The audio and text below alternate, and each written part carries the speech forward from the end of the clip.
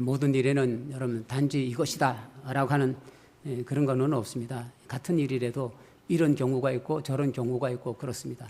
문제는 누구에게는 이런 경우고 누구에게는 저런 경우고 이제 그것만 차이가 있을 뿐이지 모든 일들은 다 비슷합니다. 로또 복권에 당첨된 사람들의 이야기가 가끔 나옵니다. 아마 어떤 사람들은 로또 복권에 당첨되어 가지고 행복한 삶을 사는 사람도 있을 겁니다. 근데 어떤 사람은 그것 때문에 인생 마쳤다는 그런 이야기도 우리는 듣습니다. 그럼 여러분, 로또 복권이 잘못입니까? 로또 복권에 당첨된 그 사람의 심성과 됨됨이와 가치관 이런 것들이 여러 문제가 되는 거 아니겠습니까? 여기에 따라서 이런 경우도 있고 여기에 따라서 저런 경우도 있는 겁니다. 하나님의 말씀이 그렇습니다. 똑같은 하나님의 말씀이 있는데 듣는 사람에 따라서 다르다는 얘기입니다. 그래서 어떤 사람은 하나님의 말씀이 절실한 사람이 있는가 하면 어떤 사람에게는 하나님의 말씀이 건성으로 들리는 경우도 있습니다. 로마서 10장 10절에 그러므로 믿음은 들음에서 생기고 들음은 그리스도를 전하는 말씀에서 비롯됩니다 라고 말씀하셨습니다. 물론 이 로마서 10장의 말씀은 그렇기 때문에 복음을 전해야 된다라고 하는 그런 얘기죠. 전하지 않는데 누가 어디서 들을 거냐라고 하는 그런 말씀입니다. 그러나 여러분, 이 시대는 대부분의 사람들이 다 복음을 듣는 사람들입니다. 교회 나오든 교회 나오지 않든 모든 사람들이 다 복음을 한 번 이상은 다 들었을 겁니다. 근데 여러분, 그 모든 사람들에게 다 믿음이 있나요? 복음을 들었다고 해서 그 모든 사람들이 다 믿는 사람이 됐습니까? 예수님의 사람이 됐습니까? 우리 입장에서 보게 되면 믿음이 있다라고 말하기는 어렵습니다. 그렇다면 복음을 들었다고 그래가지고 다 믿음이 생기는 건 아닌 것 같습니다. 복음을 듣고 제대로 응답하면 믿음이 생기는 것이고 복음을 듣고도 흘러버리게 되면 여러분 믿음이 생기질 않는 겁니다. 복음은 그 자체가 생명이고 구원입니다. 그렇게 복음을 들은 사람이 어떻게 응답하느냐에 따라서 구원받는 사람이 생길 것이고 멸망받는 사람들이 생길 것이고 그렇게 될 것입니다. 제가 무엇을 하고자 할 때 여러분 제일 먼저 기획위원들이 모여서 의논을 하게 됩니다. 그리고 결정이 났다 하더라도 또 사안에 따라서는 임원회를 열어서 의논합니다. 이럴 때는 여러분 찬반은 물론이고 여러 가지 이야기가 나올 수 있습니다. 만약 여러 가지 이야기를 듣지 않는다면 뭐하러 회의를 열겠습니까? 그러나 강단에서 선포되는 하나님의 말씀은 그럴 수는 없습니다. 물론 사람에 따라서 이런저런 이야기할 수도 있습니다. 그러나 하나님의 이름으로 선포되는 말씀에는 토론의 여지가 있습니다. 여러분의 의견 같은 거는 아무런 문제가 없습니다. 하나님께서 말씀하셨습니다. 그럼 그런 겁니다. 왜 그래야 되는 거냐? 꼭 그래야 되는 거냐? 내 생각하고 다르는데 나는 못 믿겠는데 나는 신는데 등등 이런 이야기는 아무 소용이 없습니다. 복음은 선포라고 말하는 겁니다. 복음은 예수 그리스도를 믿음으로 말미암는 구원을 선포하는 겁니다. 그렇다면 복음을 듣는 우리에게는 예수 그리스도를 믿는 믿음이 생겨야 됩니다. 그래서 주님의 이름을 부르는 사람은 누구든지 구원을 얻게 될 것입니다. 마태복음 28장 19절부터 20절에 이런 말씀이 있습니다. 여러분 편의를 듣기 위해서 세 번역을 읽어드립니다. 그러므로 너희는 가서 모든 민족을 제자로 삼아서 아버지와 아들과 성령의 이름으로 세례를 주고 내가 너에게 명령한 모든 것을 그들에게 가르쳐 지키게 하여라. 보아라, 내가 세상 끝날까지 항상 너희와 함께 있을 것이다. 그래서 우리는 여기 가르침에 대해서 상당한 의미를 두게 됩니다. 관심을 갖게 됩니다. 게다가 제자로 삼아서까지 합쳐가지고 뭘 합니까? 제자 훈련을 하게 됩니다. 그렇다면 예수님께서 무엇을 우리들에게 가르쳤을까요? 개역 성경은 내가 너에게 분부한 모든 것이라고 되어 있고요. 세번역은 내가 너에게 명령한 모든 것이라고 되어 있습니다. 그러고 보면 여기 가르친다고 하는 것은 무엇을 알게 하는 지식에 불과한 것은 아닙니다. 예를 들면 예수님은 11조를 어떻게 해야 된다라고 가르친 적은 없습니다. 하루에 몇 시간 기도해야 된다라고 가르친 적도 없습니다. 예배 또한 구체적으로 이렇게 하라고 가르친 적도 없습니다. 이런 거는 여러분 구체적으로 가르치지 않아도 우리가 다 할 수 있는 것들입니다. 그리고 당연히 해야 하는 것들입니다. 다만 예수님께서 가르치신 것들은 이런 겁니다. 마태복음 5장 21절 22절 옛사람들에게 말하기를 살인하지 말아라. 누구든지 살인하는 사람은 재판을 받아야 할 것이다. 한 것을 너희는 들었다. 그러나 나는 너희에게 말한다. 자기 형제나 자매에게 성내는 사람은 누구나 심판을 받는다. 자기 형제나 자매에게 얼간이라고 말하는 사람은 누구나 공의회에 불려갈 것이요. 또 바보라고 말하는 사람은 지옥불 속에 던져질 것이다. 그러니까요. 꼭 사람을 죽여야만 심판받는 게 아니라는 거죠. 형제 자매에게 성내는 것도 여러분 심판을 받는 데입니다. 형제나 자매에게 얼간이라고 말하는 사람도 공회로 끌려간답니다. 자기 형제나 자매에게 바보라고 말하는 사람은 지옥불 속에 던져진다는 겁니다. 그러니까 살인하기 전에 성내지 말아야 되고요. 살인하기 전에 욕을 하지 말아야 된다는 거죠. 22절 28절은 이렇게 말합니다. 간음하지 말아라 하고 말한 것을 너희는 들었다. 그러나 나는 너희에게 말한다. 여자를 보고 음욕을 품는 사람은 이미 마음으로 그 여자를 범하였다. 그러니까 꼭 그런 일이 일어나지 않았다 하더라도 그런 마음만 풀어도 그랬다는 거예요. 그러니까 애시당초부터 그런 마음을 갖지 말라는 거고요. 38절 42절 이렇게 말씀하셨어요. 눈은 눈으로 이는 이로 갚으라고 말한 것을 너희는 들었다. 그러나 나는 너에게 말한다. 악한 사람에게 맞서지 말아라. 누가 너의 오른뺨을 치거든 왼쪽 뺨마저 돌려대어라. 너를 걸어 고소하여 너의 속옷을 가지려고 하는 사람에게는 겉옷까지 내주어라. 누가 너더러 억지로 오리를 가자고 하거든 심리까지 가주어라. 너에게 달라고 하는 사람에게는 주고 너에게 꾸려고 하는 사람을 물리치지 말아라. 그러니까 하지 않는 것이 다는 아닙니다. 성내지 않고 욕하지 않고 그런 마음을 갖지 않는 건 그 정도가 아닙니다. 이번에는 뭡니까? 해주어야 된다는 거지요. 도와줘야 된다는 얘기입니다. 43절 44절을 보면 너의 이웃을 사랑하고 너의 원수를 미워하여라 하고 말한 것을 너희는 들었다. 그러나 나는 너에게 말한다. 너희 원수를 사랑하고 너희를 박해하는 사람들을 위하여 기도해라. 심지어 여러분 원수 같은 사람이라도 사랑해야 된다는 겁니다. 나를 박해하는 사람, 괜히 나를 미워하는 사람, 그들 위해서 여러분 기도해야 된다는 겁니다. 그러니까 우리가 이 말씀을 쭉 연결해서 듣게 되면 뭔가 사닥다리 올라가는 것처럼 탁탁탁탁 올라가는 것을 볼 수 있습니다. 그래서 예수님은 요한복음 15장 12절에서 이렇게 말씀하셨어요. 내 계명은 이것이다. 내가 너희를 사랑한 것 같이 너희도 서로 사랑하여라. 그렇게 말씀을 하셨어요. 그렇습니다. 예수님의 말씀은 가르침이라기보다는 명령입니다. 명령.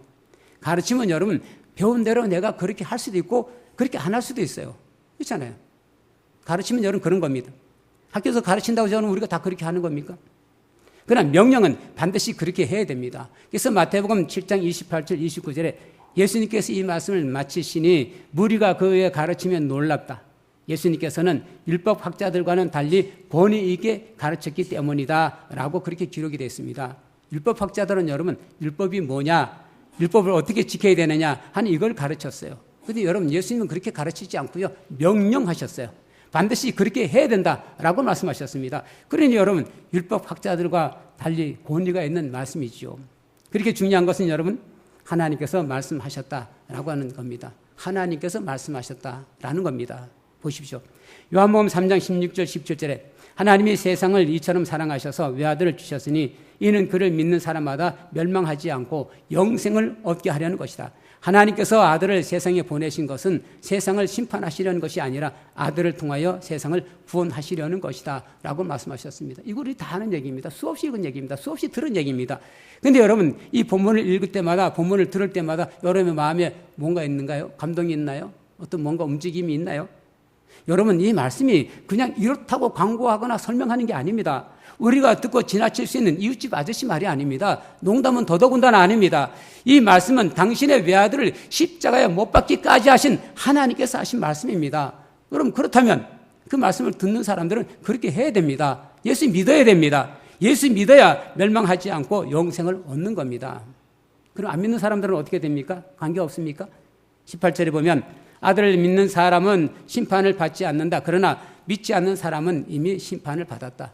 그것은 하나님의 아들, 하나님의 독생자의 이름을 믿지 않았기 때문이다 라고 말씀하고 있습니다. 어떤 사람이 간증을 했습니다. 자기는 예수 믿고 복을 받았다라고 간증을 합니다. 그래서 간증을 듣는 우리도 여러분 도전이 됩니다. 아, 나도 저렇게 신앙생활을 해야 되겠다 하는 어떤 다짐을 갖게 되지요. 그런데 여러분 그 사람이 그렇게 하기 전에는 뭐가 먼저 있었느냐면 하나님의 말씀이 먼저 있었습니다. 그렇게 그 사람이 하나님의 복을 받은 것은 하나님의 말씀대로 했다고 하는 그 얘기입니다. 여기서 중요한 것은 그 사람이 어떻게 믿었기에 복을 받았느냐가 아니고 하나님께서 말씀하셨고 그 사람은 하나님의 말씀대로 했다는 것. 여러분 이게 중요한 겁니다. 그래서 우리도 하나님 말씀대로 하게 되면 그 사람이 복 받은 것보다 더 엄청난 복도 받을 수 있다는 얘기입니다. 세리자 요한이 감옥에 갇혔습니다. 제자들을 보내가지고 이렇게 물었습니다. 누가복음 7장 19절을 선생님이 오실 그분입니까? 그렇지 않으면 우리가 다른 분을 기다려야 됩니까? 이때는 요한이 여러분 감옥에 갇힌 다음이에요. 그래서 이제 어쩌면 자기 멀지 않아서 죽을 것 같은 그런 예감을 가지고 있던 그때였습니다. 그래서 그가 정말 궁금한 게 뭐냐면 예수 이분이 정말 메시아냐라고 하는 거죠.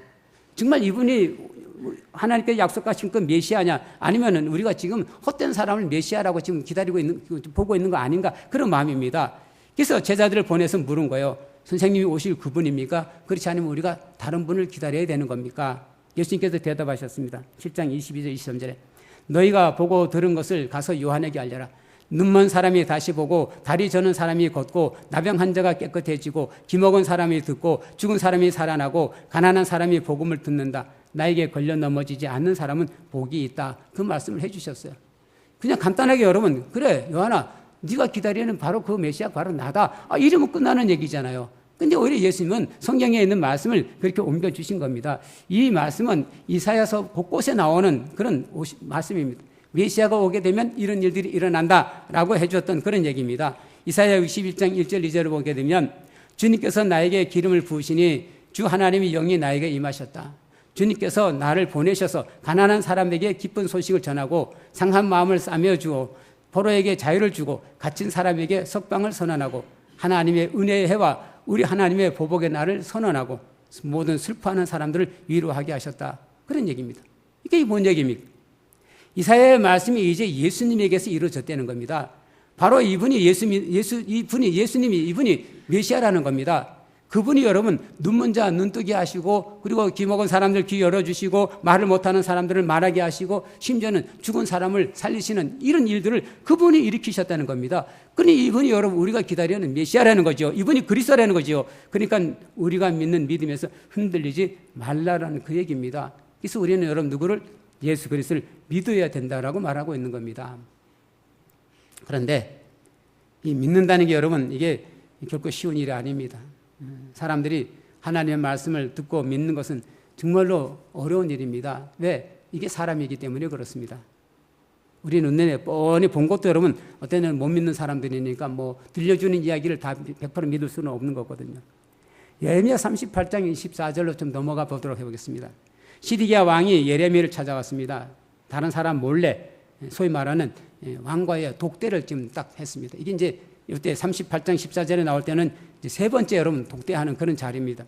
그래서 예레미야가 물었습니다. 내가 그대에게 한 가지를 묻겠으니 아무것도 나에게 숨기지 마십시오. 그런 여러분 이야기를 하기 시작했는데 예레미야가 이렇게 하나님 말씀을 전합니다. 17절에 주 만군의 하나님 이스라엘의 하나님께서 임금님에게 이렇게 말씀하십니다. 너는 바벨로니아 왕의 고관들에게 항복하여야 한다. 그러면 너는 목숨을 구하고 이 도성은 불에 타지 않을 것이다. 그리고 너와 너의 집안이 모두 살아남게 될 것이다. 18절 그러나 너가 바벨로니아 왕의 고관들에게 항복하지 않으면 이 도성이 바벨로니아 군대의 손아귀에 들어가고 그들은 이 도성에 불을 지를 것이고 너는 그들의 손에서 벗어날 수 없을 것이다. 자, 그럼 여러분 앞에는 바벨로니아 왕에게 항복하게 되게 되면 너는 목숨을 구하고 도성은 불타지 않고 그리고 너와 너의 모든 집안이 살아난다라고 말씀하셨고 뒤에는 바벨론 왕에게 항복하지 않으면 바벨론 군대에 넘어가게 될 것이고 이 도성 예루살렘을 불탈 것이고 너는 그들의 손에서 벗어날 수가 없다 이렇게 말씀하셨는데 그럼 여러분 어떤 쪽을 따라야 갑니까? 바벨론 왕에게 항복해야 됩니까? 아니면 바벨론 왕에게 대항해야 되겠습니까? 여러분 같으면 어떻게 생각하시겠습니까? 그래도 믿음이 좋은 우리는 그래도 하나님 말씀에 순종해야지요 라고 말할 겁니다. 여러분 시드기야는 유다의 왕입니다. 그렇게 어떻게 해서라도 바벨로니아로부터 나라를 구해야 되는 게 이게 왕의 책임입니다. 이집트가 아니라 이집트도 더 센 나라가 있다면 거기까지 쫓아가서라도 도움을 요청해서 나라를 살려내야 되는 게 이게 왕입니다. 그런데 여러분 항복할 수 있겠습니까? 항복하는데 항복할 수 있겠어요? 우리 이런 경우가 얼마나 많은지 모릅니다. 우리 처음 예수 믿을 때부터 그랬어요. 분명히 예수 믿으면 구원 받는다고 말합니다. 분명히 예수 믿으면 영생을 얻는다고 말합니다. 그런데 어디 그렇게 쉽게 믿어지던가요? 어디 쉽게 여러분 교회에 나오게 되던가요? 때로는 교회에 나오기로 작정했다가도 이런저런 핑계들이 생기잖아요. 그래서 또 미루곤 했잖아요. 그리고 이제 교회 다닙니다. 근데 여러분 교회 다니는 지금도 우리가 하나님 말씀대로 살게 되던가요? 방금 말씀드린 시드기야와 예레미야 만남은 언제냐 하면 주전 57년에 나라가 망했는데 바로 전에 주전 588년경입니다. 이때는 바벨로니아 군대들이 여러분 예루살렘을 포위하고 있었던 때예요. 그러니까 하나님께서 말씀하신 예루살렘의 멸망이 코앞에 닥친 때란 말이죠. 그럼 여러분 생각하고 말 수가 없잖아요. 강대국이 성을 둘러쌌어요. 그리고 그 안에는 이제 시간이 지나가면서 먹을 것도 없어지고 마실 물도 없어지고 이런 상황이 놓여져 버리고 말았습니다. 그럼 여러분 그냥 하나님 말씀에 순종해야죠. 그것이 그나마 물에 빠진 사람에게 지푸라기 같은 거 아니겠습니까? 더더군다나 하나님께서는 이미 예언자를 통해서 유다의 멸망을 미리 예고하셨어요. 더 이상 어떻게 살려줄 수 없다는 거예요. 이제는 이 유다의 죄가 도무지 용서받을 수 없는 그런 상황에 놓여있다는 겁니다. 그래서 하나님께서 그들에게 벌을 내리시겠다라고 그렇게 말씀을 하셨어요. 그러니까 어차피 멸망할 거라면 바벨론에게 항복해서 시드기야도 살려주고 시드기야 집안도 살려주고 예루살렘 성도 불타지 않겠다 그렇게 해주시는 겁니다. 반면에 항복하지 않으면 예루살렘 도성은 바벨론의 사람에서 불타버리고 말 거랍니다. 시드기야 또한 그들의 손에서 벗어날 수 없다는 겁니다. 그래서 두 가지 말씀을 해주셨어요. 하나는 바벨론에 의해 멸망당하고 많은 사람들이 바벨론으로 잡혀갈 것이다. 또 하나는 70년이 지나면 그들은 다시 고국으로 돌아올 것이다. 그렇게 말씀을 하셨습니다. 여러분, 우리가 이걸 기억을 해야 되는데, 죄에 대한 벌은 여러분, 죄에 대한 벌을 받는 사람의 입장에서 보게 되게 되면 기분 나쁜 일이죠. 들키지 않고 안 갔으면 얼마나 좋겠어요. 근데 여러분, 죄를 짓게 되게 되면 결국은 벌을 받잖아요. 근데 여러분, 죄에 대한 벌은 반드시 받아야 됩니다. 그래야 그 죄가 없어지는 겁니다. 그렇게 유다가 바벨론에 의해서 멸망당하는 것은 그들의 죄함을 사함받게 한 하나님의 은혜입니다. 그렇게 해서 그들을 회복시키는 겁니다. 어쩌면 그것이 어떻게 그들의 죄로 인한 하나님의 벌이냐라고 우리는 말할 수 있겠지만 자연현상이잖아요. 남왕국 유다가 멸망당한 것은 바빌론이라는 나라가 강해서 그들이 멸망당한 것이 그게 어떻게 하나님께서 그들의 죄를 물어서 주신 벌이냐라고 말할 수 있을 것입니다. 그래서 자연 발생적인 그야말로 강한 자가 약한 자를 잡아먹는 약육강식의 세상에서 일어날 수 있는 그의 일이라고 얘기할 수 있을 것입니다. 그러나 여러분 예레미야 37장에 이렇게 기록이 되었습니다. 바벨론이라 군대가 예루살렘을 보유하고 있었습니다. 아까 말씀드렸던 주전 588년이에요. 이때에 애굽의 바로 호브라가 군대를 움직였어요. 그래도 뭐 유다를 도와주겠다는 그런 마음이 있어서 움직였는지는 모르지만 움직였어요. 그러니까 바벨론의 군대가 이 이집트 맞서기에서 예루살렘 포위를 여러분 잠시 풀었습니다. 그들과 대항하기 위해서. 그러자 유대 백성들이 무슨 생각을 했느냐면 이제 이집트가 우리를 구원해 줄까나 보다 라고 하는 그런 생각을 가지게 된 겁니다. 근데 하나님께서 이렇게 말씀하셨어요.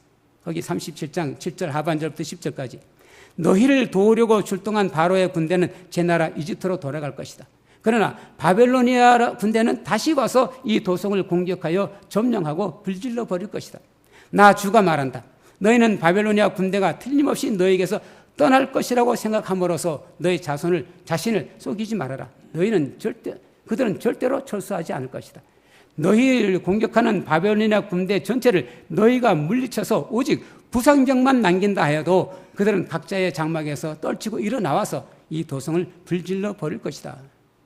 정말 여러분, 유다가 정말 힘이 있어서 강대국이 되어가지고 바벨로니아 군대를 물리쳤다고 해서 그래서 바벨로니아 군대가 모두가 다 부상병이 되어가지고 싸움도 전혀 할 수 없는 그런 지경에 놓였다 할지라도 그래도 그 군대들이 일어나가지고 예루살렘을 불질러 버릴 거라고 주님께서 그렇게 말씀하십니다.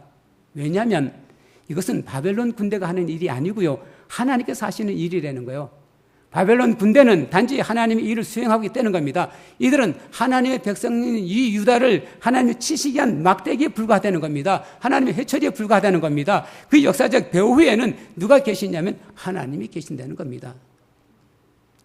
바벨론이 강대국이냐 약한 나라냐가 문제가 아닙니다. 하나님이 하신다는 겁니다. 그랬습니다. 그렇게 하나님께서 시드기야에 말씀하셨는데도 불구하고 시드기야가 순종하지 않았어요. 그리고는 주전 587년에 결국은 이 바벨로니아 군대들이 유다를 침공했습니다. 예루살렘 성벽이 뚫렸습니다. 시드기야 왕이 도망을 쳤습니다. 그자 추격해 오는 바벨로니아 군대들이 여리고에서 시드기야를 붙잡아가지고 리블라 또는 우리 개혁 성경에는 그 샘나라고 되어 있는데 그쪽에 앉아 있는 느부갓네살 왕으로 데려갑니다. 느부갓네살 왕은 시드기야가 보는 앞에서 시드기야 아들들을 죽입니다. 시드기야 눈을 빼버립니다. 그리고 쇠사슬로 묶어서 바벨로니아로 데려가게 됩니다. 그리고 느부갓네살 군의 대장인 이 느부사라단이 예루살렘 성전과 예루살렘 모든 건물을 불태웠습니다. 예루살렘 성벽 사면을 모두 헐어버렸습니다. 느부사라단은 도성 안에 남아있는 사람들과 바벨로니아 왕에게 투항하는 사람들 그리고 나머지 수많은 백성들을 포로로 잡아갔습니다. 그리고 그 땅에서 가장 가난한 백성들 가운데 일부를 남겨두어서 포도원과 가수원을 이제 농사를 짓도록 그렇게 했습니다. 열왕기하 25장에 나오는 얘기입니다. 그러면 여러분 우리를 돌아가 봅시다. 우리는 어떻습니까? 하나님의 말씀에 순종하고 있습니까? 여러분 하나님의 말씀에는 순종만 있습니다. 하나님께서 여러분을 잘 된다 하더라도 여러분 순종하십시오. 하나님이 여러분들에게 잘 안 된다라고 말씀하시더라도 순종하십시오. 그러면 그 결과는 하나님께서 책임져 주십니다. 그리고 그 결과는 언제나 우리에게 구원이요 생명이었습니다. 하나님께서 우리를 사랑하시기 때문에 그렇습니다. 하나님은 결코 우리를 구렁텅이에 집어넣는 그런 분이 아닙니다. 오히려 죽음에서, 여러분 영원한 그 죽음에서 우리를 건지시기를 원하시는 분, 구원하시기를 원하시는 분이 하나님이십니다. 근데 우리를 여러분 구렁텅이에 집어넣으시겠습니까? 하나님은 우리를 구원하시기를 원하시는 분이십니다. 그래요. 교회 다닌다고 하는 거 어떻게 보면은 쓸데없는 짓 같으죠. 그리고 여러분, 우리가 예수라 하는 사람을 보기를 했습니까? 그분이 말씀하신 그 우리가 듣기를 했습니까? 그런데 그분이 하나님의 아들이래잖아요. 그분이 우리를 구원하시는 그리스도라잖아요. 그래서 그분을 믿으면 영원한 생명을 얻는다잖아요. 여러분, 이게 말이나 됩니까? 근데 말이 됩니다. 왜냐하면 하나님께서 그렇다고 말씀하셨기 때문에 그렇습니다. 이것은 세상을 만드신 전능하신 하나님께서 당신의 아들을 우리들에게 주원해 주셔서 그분이 여러분 십자가 위에 달려 죽으심으로 말미암아 이루어 놓은 일입니다. 그래서 예수 믿으면 구원을 얻는 겁니다. 문명이 발달이 되면서 사람들이 이게 자꾸 깨우치면서 이제는 옛날 사람같이 그렇게 우상이나 점치나 이런 걸 여러분 별로 하지 않습니다. 대수롭게 여기지도 않습니다.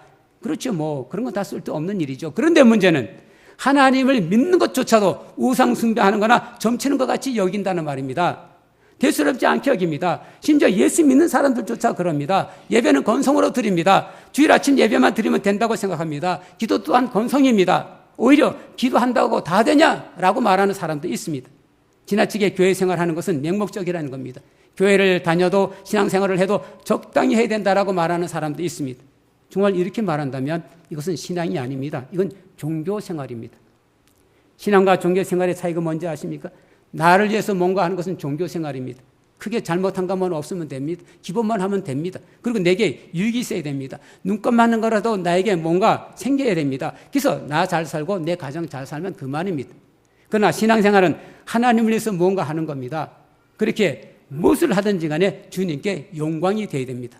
주님의 뜻이 이루어져야 됩니다. 그래서 내가 살고 내 가정이 살고 내 이웃이 살고 나가 내 나라가 살고 온 세상이 살아야 됩니다. 그렇게 하기 위해 내가 하나님의 일에 사용되어져야 되는 겁니다. 이게 신앙입니다. 그래서 오늘 본문 24절에 예수님은 누구든지 나를 따라오려거든 이라고 말씀하셨어요. 이 말씀은 뭔 얘기입니까? 나를 따라오너라 그 얘기죠. 왜? 25절에 이렇게 말씀하셨기 때문입니다. 누구든지 자기의 목숨을 구하고자 하는 사람은 잃을 것이요 나 때문에 자기의 목숨을 잃는 사람은 찾을 것이다. 왜 그렇습니까? 왜 자기의 목숨을 구하고자 하는 사람은 잃을 것이고 예수님 때문에 자식의 목숨을 잃는 사람은 오히려 목숨을 찾게 됩니까? 예수님이 생명이기 때문에 그래요. 예수님이 목숨이에요. 예수님이 구원이에요. 27절에 인자가 자기 아버지의 영광에 쌓여 자기 천사들을 거느리고 올 터인데 그때에 각 사람에게 그 행실대로 갚아줄 것이다. 이때 여러분 그 행실대로 갚아준다는 말이 뭔 말이냐면 심판이라는 말입니다. 요한계시록 20장 12절 나는 또 죽은 사람들이 큰 자나 작은 자나 할 것 없이 다 그 보좌 앞에 서 있는 것을 보았습니다. 그리고 책들을 펴놓고 또 다른 책 하나를 펴놓았습니다. 죽은 사람들은 그 책에 기록되어 있는 대로 자기들의 행위대로 심판을 받습니다. 그런데 예수님 때문에 자기 목숨을 잃어버린 사람, 예수님 때문에 한평생을 산 사람들에게는 그런 심판이 일어나지 않습니다. 설사 임한다 하더라도 두려울 것이 없습니다. 왜냐하면 예수 믿는 사람에게는 예수님의 생명이 있기 때문에 그렇습니다. 본문 20절은 이렇게 말합니다. 그때부터 예수님께서는 자기가 반드시 예루살렘에 올라가야 하며 장로들과 대제사장들과 율법학자들에게 많은 고난을 받고 죽임을 당해야 하며 사흘째 되는 날에 살아나야 한다는 것을 제자들에게 밝히기 시작하셨다. 여기 예수님께서 반드시 예루살렘에 올라가야 되고 장로들과 대제사장들과 율법학자들에게 많은 고난을 받고 죽임을 당해야 되며 사흘째 되는 날에 살아나야 된다. 그럼 이게 복음입니다. 간단하게 얘기하면 이게 복음입니다. 예수님께서 이렇게 하심으로 모든 사람들이 구원을 받을 수 있는 길을 열어놓으셨어요. 이건 하나님의 뜻이었어요. 그래서 십자가에 달리신 예수님께서 다 이루었다라고 외치셨던 겁니다. 그러셨습니다. 예수님께서 그렇게 말씀을 하셨어요. 그리고 그렇게 하셨어요. 그렇게 많은 고난을 당하시고 그렇게 죽음을 당하셨어요. 그리고 말씀하신 대로 죽은 지 사흘째 되는 날 다시 살아나셨어요. 예수 그분은 그렇게 말씀하고 그렇게 하셨어요. 그리고 우리에게 이렇게 말씀을 하시는 겁니다. 누구든지 나를 따라오려거든 자기를 부인하고 자기 십자가를 지고 나를 따라오너라. 누구든지 자기 목숨을 구하고자 하는 사람은 잃을 것이요 나 때문에 자기 목숨을 잃는 사람은 찾을 것이다. 사람이 온 세상을 얻고도 제 목숨을 잃으면 무슨 이득이 있겠느냐? 또 사람이 제 목숨을 되찾는 대가로 무엇을 내놓겠느냐? 사랑하는 성도 여러분, 예레미야는 하나님의 말씀을 전했습니다. 그러나 시드기야는 자기 나름대로의 살 길을 찾았습니다. 그러나 그것은 하나님의 말씀하신 하나님의 뜻이 아니었어요. 그것은 살 길이 아니라 오히려 하나님께서 말씀하신 고난과 멸망의 길이었습니다. 그래서 시드기야와 그 집이 그리고 그 백성들이 고난당했습니다. 예루살렘 성이 무너졌습니다. 성전도 무너졌습니다. 수많은 사람들이 포로로 끌려갔습니다. 사랑하는 성도 여러분, 주님께서 말씀하십니다. 누구든지 자기 목숨을 구하고 하지 않은 사람은 잃을 것이요 나 때문에 자기 목숨을 잃는 사람은 찾을 것이다. 그렇기에 목숨을 찾고자 하면 주님의 말씀에 순종하십시오. 영원한 생명을 얻고자 한다면 주님의 말씀에 순종하십시오.